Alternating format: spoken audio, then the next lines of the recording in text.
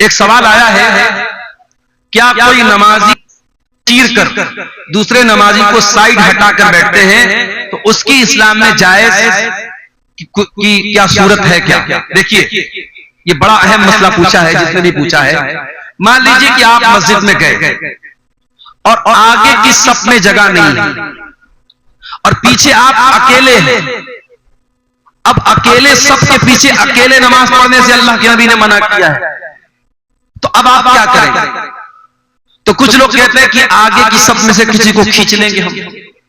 तो ये जो खींचने वाली रिवायत है वो सही नहीं है, सही है तो खींचना तो सही नहीं। अब क्या करेंगे? वेट करेंगे। कितना वेट करेंगे? अगर ज्यादा वेट करेंगे तो नमाज चली जाएगी, रकात चली जाएगी।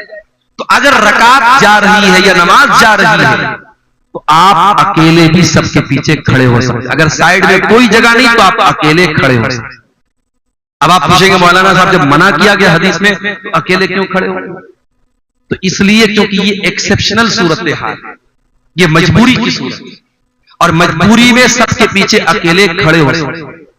मिसाल के तौर पर अगर मर्दों की सफ लगी और एक औरत को नमाज पढ़ना है तो औरत कभी भी मर्दों की सफ में नमाज नहीं पढ़ेगी, वो पीछे पढ़ेगी।